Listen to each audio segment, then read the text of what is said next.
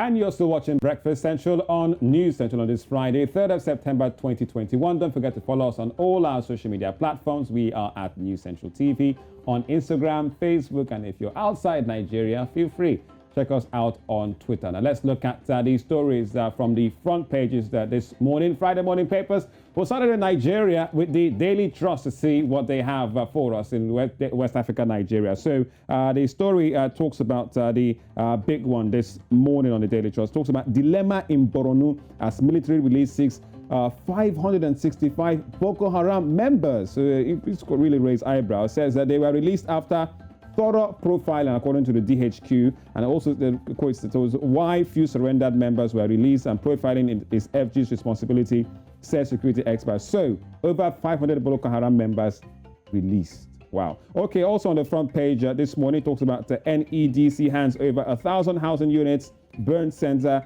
food for Borno government, and also a bit of a quote in here. There's despite court order, APC holds LG congresses this Saturday. All of that on the front page and more of the Daily Trust in Nigeria. Moving from Nigeria to Zimbabwe, it's all about the daily news this morning. And it has a story here that is not too exciting at all. It says, personality cults killing opposition. That's what the header says. The writer here says, Mangoma says a unifier now badly needed ahead of 2023. You'll find more of that from the pages of 4 and 5 and page 2 as well of the Daily News. Also here, it's all about South Africa.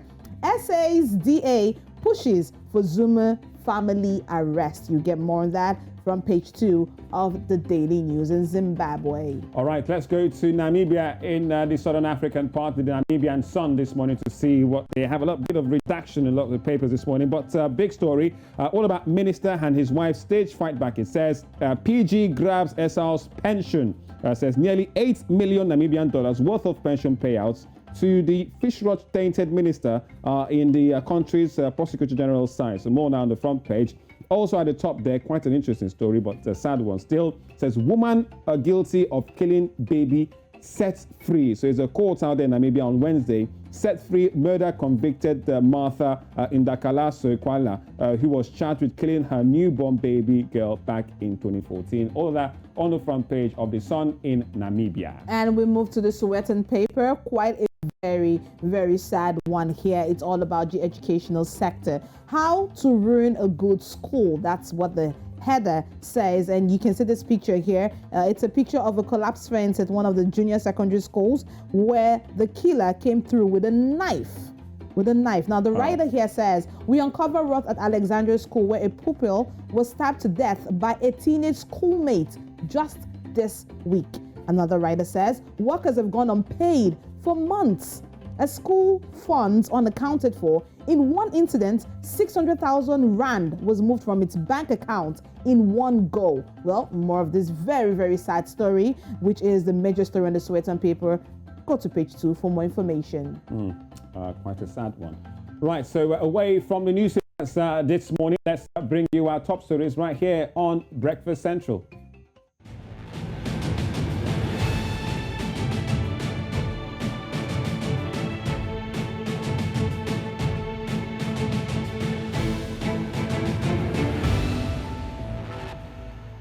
And we're starting in Nigeria, Zamfara State, where 5 students of the Government Day Secondary School in Kaya, in the Maradun local government area of Zamfara, have regained their freedom after they were abducted by bandits 2 days ago. Now, at least 73 of the students had been kidnapped on Wednesday. And a former councillor of Kaya Ward, that's Yahaya Kaya, while confirming the release of the students, said they have been taken back to their hometown in Kaya. Now, the abduction of the Kaya students is the latest in a series of mass school kidnappings in the northern region, and it's not yet clear if the bandits are asking for a ransom before the remaining students are released. Meanwhile, Zamfara state government has shut down schools totally across the state following Wednesday's abduction.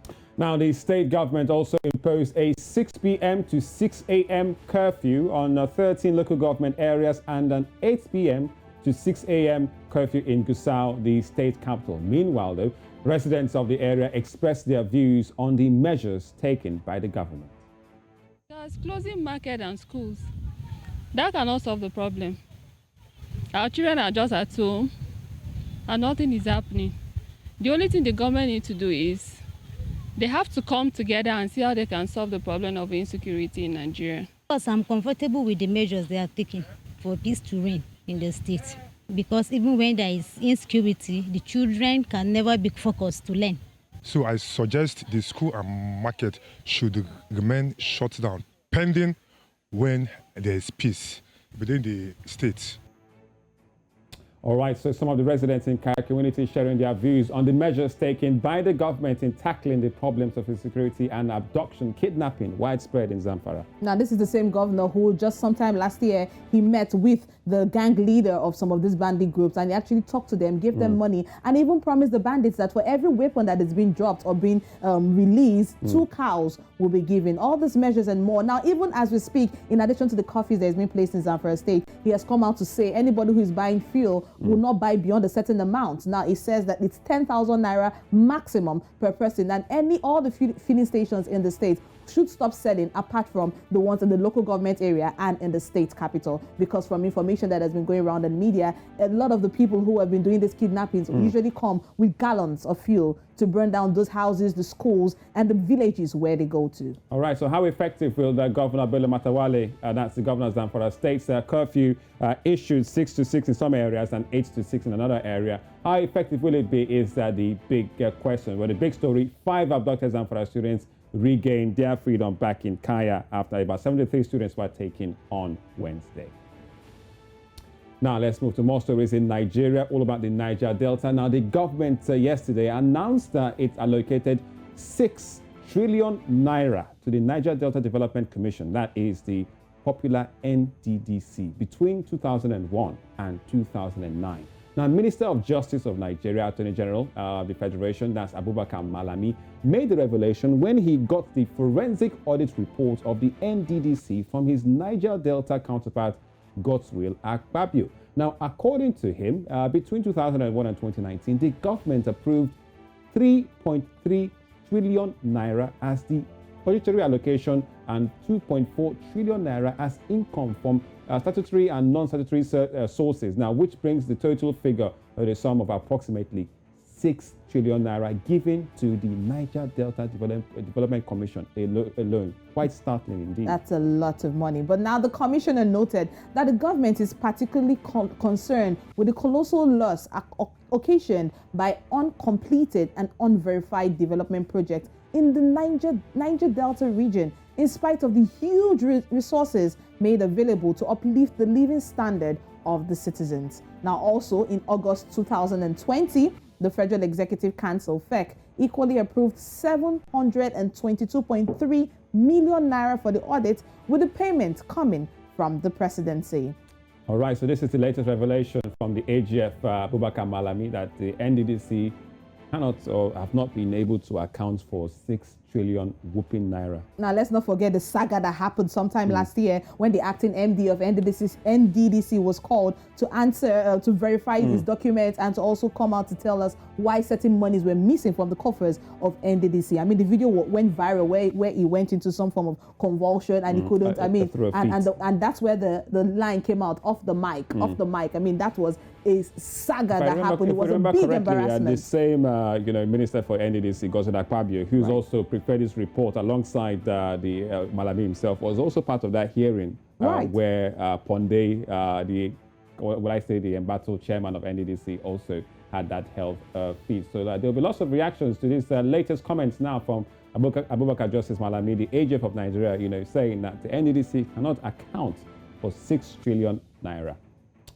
Well, more top stories right here on Breakfast Central.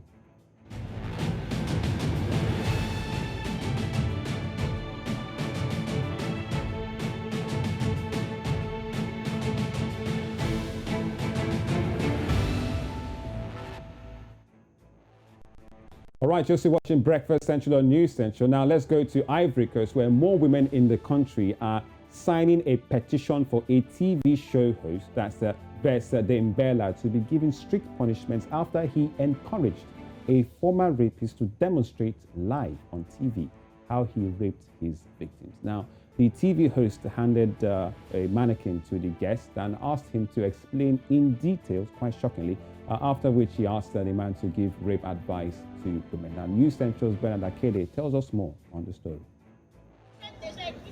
A group of Ivorian women protesting outside the headquarters of the Ivorian TV channel, NCI, after a guest introduced as a former rapist appeared on the program. Host Yves Dombella invited the man onto his show at prime time on Monday, encouraging him to use a dummy to demonstrate how he abused his victims. The group of protesting women say the presenter should face stricter disciplinary measures. Ce n'est pas possible juste de sanctionner un présentateur pour 30 jours. On ne veut plus voir Yves Dembella à la télé. Nous ne voulons plus le voir et la rédaction qui était de parti, nous ne voulons plus également de leurs émissions. The program caused a massive outcry with a petition signed by more than 46,500 people demanding that the presenter, Yves Dombella, be punished. Ivory Coast's Audiovisual Authority, HACA, suspended Dombella for 30 days from all radio and television stations. He was also barred from hosting the Miss Ivory Coast Beauty Pageant set for Saturday. Ça, c'est l'exemple type pour dire en fait qu'aujourd'hui, il y a un réel problème dans la mentalité. C'est-à-dire que si une chaîne de télé, si une aussi grosse chaîne de télé nationale arrive à démontrer à la télé comment faire un viol, ça veut dire qu'il y a un réel problème dans la mentalité. Donc oui, il y a un gros chemin à parcourir.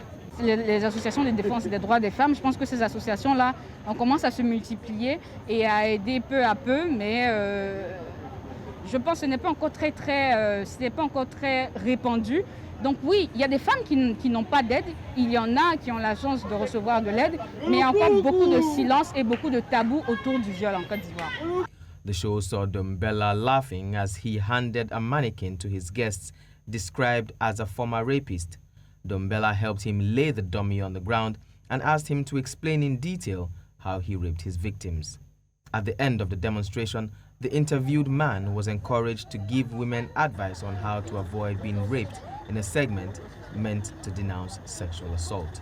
Il y avait des chroniqueurs sur le plateau et Yves Dembella ne peut pas payer. Donc NCI, qu'ils arrêtent de se foutre de nous, qu'ils présentent des excuses publiques, qu'ils prennent des engagements fermes vis-à-vis des invités qu'ils reçoivent sur les plateaux. Et c'est ce que nous sommes là aujourd'hui pour leur crier notre ras-le-bol. NCI management met with two of the organizers of Wednesday's protest to offer their sincere apologies for allowing the broadcast. Ivory Coast has no official statistics on rape, but some evidence say the crime is widespread. Bernard Akede, News Central.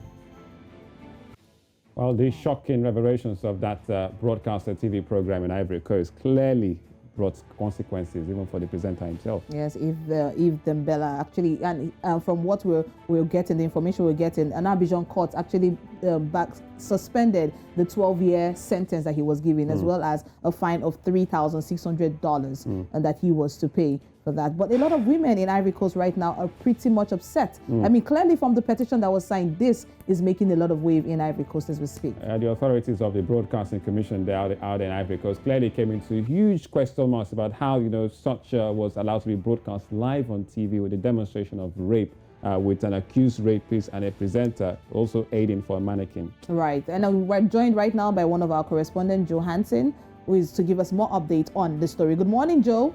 What is the latest when it comes to this story from Ivory Coast? Well, just like you said already, Oluchi, yes, he has been suspended, and a lot of people are still calling for more sanctions to be given to the presenter. And this just goes to show that we need to be very careful on the type of content that we tend to bring out or put out there.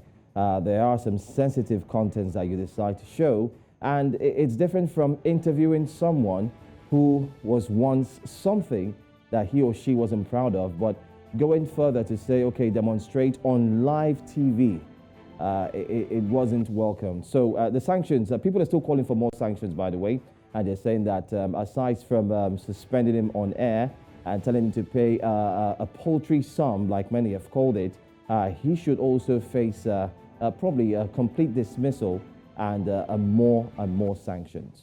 But Joe, it clearly really highlights the the trend of rape culture and the susceptibility of, this sensitive content being put out on air, because people are asking how, a broadcasting station out there in Ivory Coast allowed this to really happen. What was going through the mind of the presenter when you handed a convicted rapist a mannequin to demonstrate rape on television?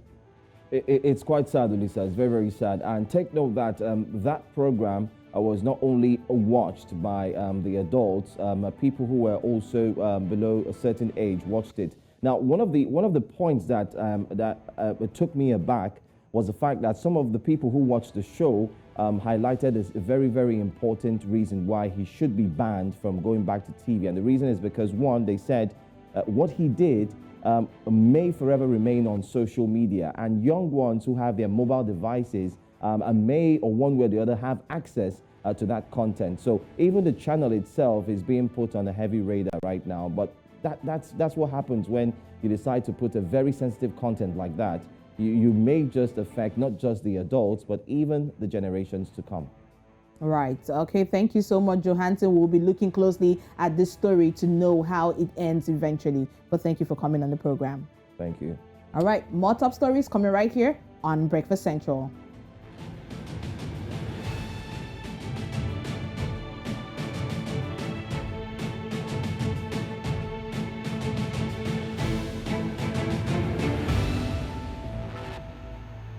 Still watching Breakfast Central. From Ivory Coast, we go to East Africa, Kenya, where news in the country say that 4 new commissioners of the Independent Electoral and Boundaries Commission, which is the IEBC, have been sworn in. Now, Juliana Charera, Francis Wonderi, Irene Cherop, and Justice Obonyo were sworn in on yesterday at the Supreme Court grounds in Nairobi in a ceremony conducted by the Judiciary Chief in register as Anne Amadi before Chief Justice Martha Koome.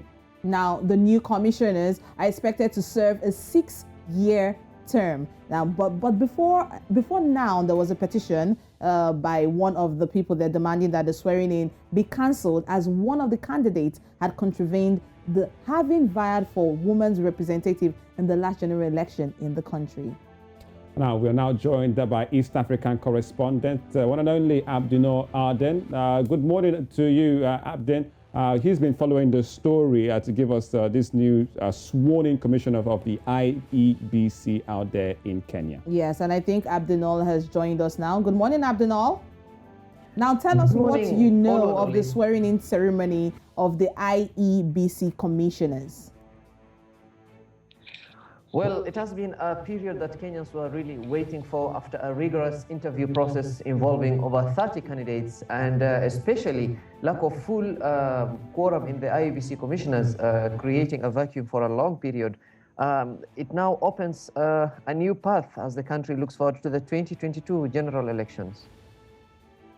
Abdin, but tell us quite interestingly, we know here that Nonael Okello had wanted the oath-taking stopped on the grounds that one of the candidates contravened one of the petitions. Tell us more about this objection by Nonael Okello. In ruling out ruling against the petition, the fact is that for a long period, since the resignation of the previous commissioners, including Rosalina Kombe and many others, has really put the country in a limbo as far as election coordination and implementation is concerned. Therefore, the judge said that if this petition now also, affects the composition or the full composition of these commissioners, then it will really affect the country's readiness for the forthcoming general elections. And therefore, this petition actually was ruled out in the interest of the public. Right. Now, looking at the Constitution, because Okello was coming from the angle of the Constitution of the country. Now, according to the statement made by Okello, he quoted Constitution numbers, the Section 88 of the Constitution, which clearly talks about a candidate who has come out to contest for election cannot, for the next 5 years after contesting, cannot come for a position such as that. Now, what does this say about the country and its Constitution? Before I dwell into the legal aspect of it, we've had this elections body, its composition, it has consisted of previously civil servants, legal professionals, or even politicians, not necessarily active ones, but those ones who have shown ambitions in the past. But therefore, due to the process involved by the Independent Election Boundaries Commission and the recruitment panel, it has really looked at many other things because we've had over 30 candidates. Therefore, the judge in his ruling said that even though the petitioner brought in the two-third gender rule issue and also the issue of political unfairness or even political ambitions of one of the commissioners, but the key issue here has been in the public interest and in the competence exhibited by the commissioner to earn this position after undergoing through a thorough, rigorous vetting process. But Abdul, we know that the elections are clearly imminent, forthcoming out there in Kenya. But this should be seen as a good move, having these electoral commissioners sworn in just in time. So based on the timeline, all should be well, right? Exactly. We've had the Building Bridges Initiative, the BBI ruling, and we've also had some by-elections after the death of some members of parliament and even local ward representatives. The key concern has been now, how can IEBC be able to conduct elections or even a referendum, whereas it is not even complete in its composition?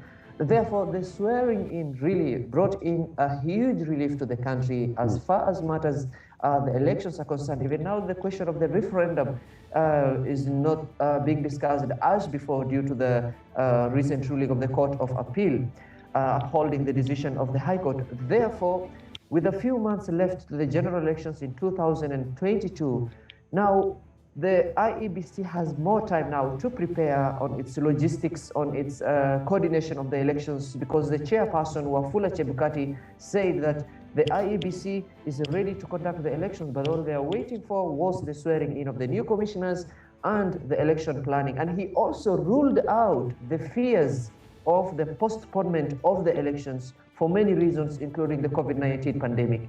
Therefore, Olu and Oli, now this solves a very big fable that was holding Kenyans in ransom.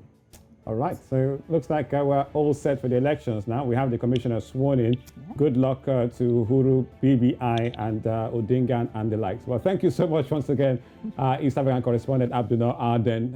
Always very creative with your background, I have to say. At least I had to say that. All right, thank you for coming. You're still watching Breakfast Central on News Central. Now, let's quickly give you a recap of some of the stories that we have brought so far. We started in Nigeria, where 5 abducted students in Zamfara have regained their freedom. And we looked at the NDDC as they failed to account for 6 trillion naira in 8 years. Also, yes, the new IEBC commissioner sworn in Kenya, elections on the offing.